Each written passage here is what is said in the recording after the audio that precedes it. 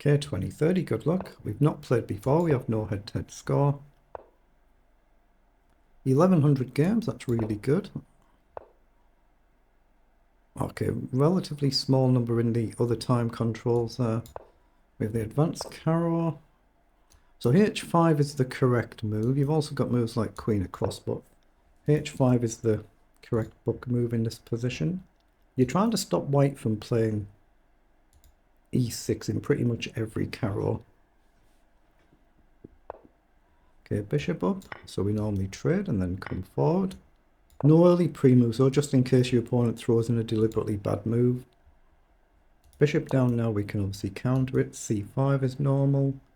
Actually, I think check and back is normal here as well, so I'm going to play that and drop back. It's just all fairly standard stuff for the carrow. Let's drop back. Okay. Now we'd like this, but there is a slight problem. So I think bishop up first, if I remember. I might be wrong. I'm always prone to getting my theory wrong, of course, but I think bishop up with an idea to push at some point. Let's play knight up. This is where we've got the choice. Do we want bishop and knight against two knights? I think I do, actually. I'm going to mix it up. And I'm going to push the pawn while I can to try and just break up the centre pawns for white. Okay. So I'm going to take there. Now I probably still need to castle. I think that makes sense. Goes with the knight. Now I do have knight across here to hit 2. You've got this, and you guard one, and then you can guard the other. So I'm just going to castle. So you need to just guard one or the other of them. He's played knight across. Actually, my knight covers this, doesn't it? So what do I want to do? Rook across. Maybe looking at just doing this, I guess. I'm just going to play knight over, just pressure the two pawns. Knight in is likely to come, which it has done. So I don't see any reason why I can't just push on here. But maybe I could take, allow takes here. Rook across, but you just go back. Okay, he's off on a draw. It's too early for a draw. I'm putting it on a dark square if I go here. That's a slight issue. I think I'm going to do it. I'd rather play a game and lose it than agree an early quick draw. Okay, so he's actually still hung this pawn. So I might as well take it. You can imagine the rook getting across and it could become a bit of a problem down the line. But if I can get g6 in, I think I'm doing pretty well. But when the knight comes back, you've got knight takes, and it messes the structure a bit. This could fall. So it could become a slight issue for me. If I could get knight in here, then maybe knight here or knight back, I'm not sure. This is a bit of a problem. It's not that easy to deal with. Oh, he's actually gone for it straight away. So takes, takes, takes. Rook takes here, I solidify. I'm going to have to go for it, I think. I'll take. It's just a case of which way does he take back and then what do I do? Well, that gives me tempo to hit the rook and guard and hopefully try and guard this pawn. Whether I can actually guard it is another matter. So here across takes, takes must be the idea. There's not much else I can do, is there? So here, knight down, maybe a move. I guess rook across is kind of just common sense. So rook over, I've maybe got knight down.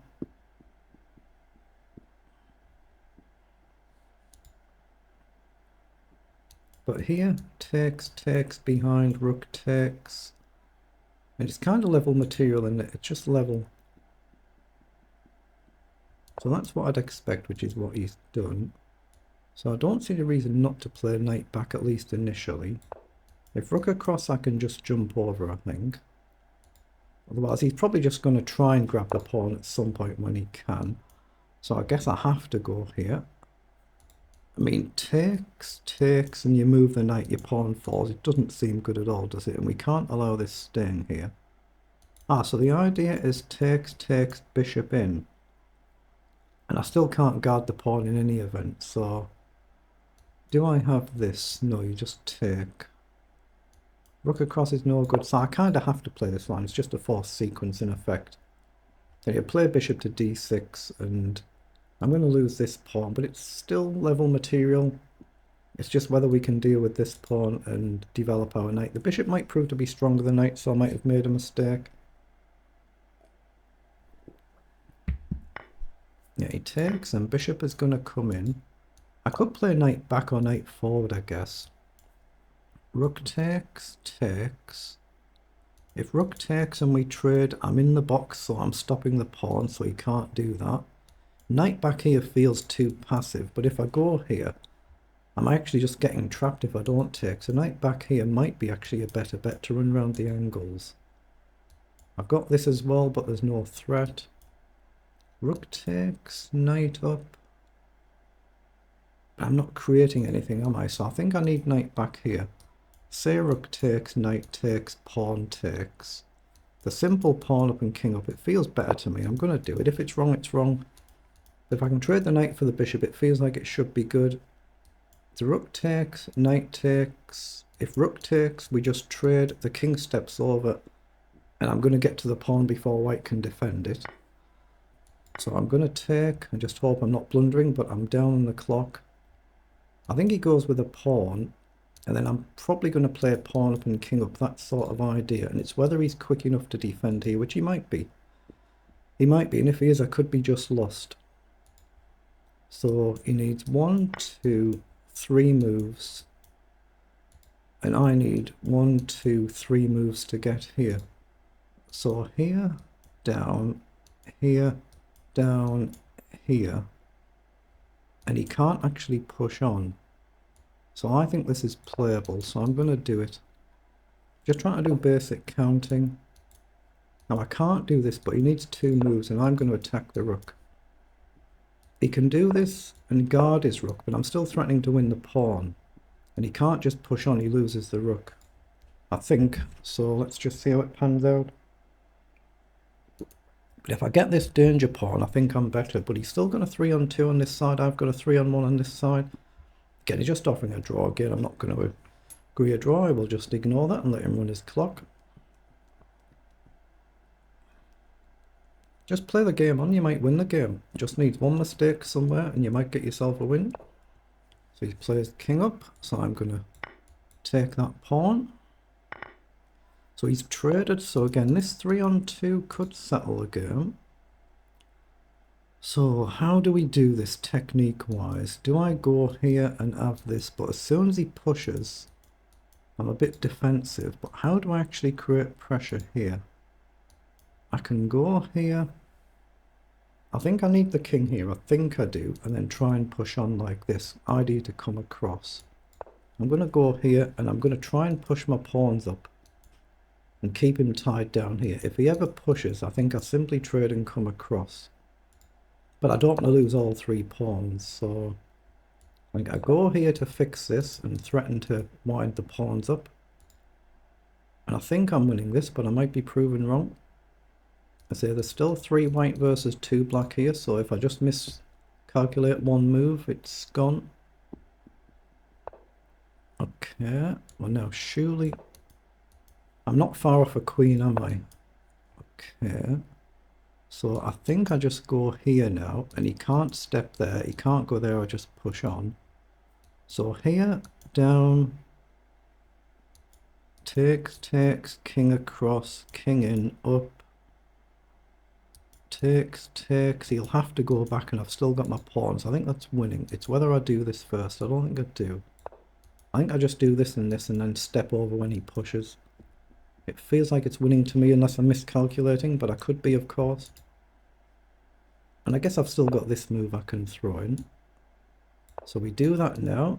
Then eventually we just build a chain. Oh, I've got king up here, actually I missed. But yeah, now he's definitely tied down. Does it matter if I take there? No, I think I just push on and then he's completely tied down. I'm 2 moves off a queen. So now king up and it should just win on the spot, shouldn't it? If he pushes, I simply take. It should just be winning there. So that's a very good win.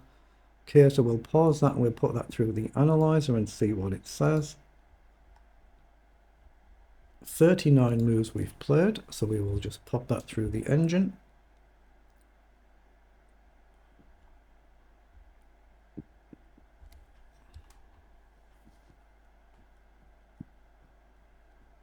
Okay, so for the end game we are better here, but we were briefly worse, so we probably blundered somewhere there. Yeah, so we played 93% versus 86% accuracy, but we've got more blunders, 2 versus 1 according to that, and we've clearly blundered somewhere around here. So the engine says I should have played knight back here instead of moving the rook across. I should have played the knight straight back. So you can take your time and play through the engine lines and see exactly what it says. Then here, taking the bishop was a mistake. I should have played f6 apparently.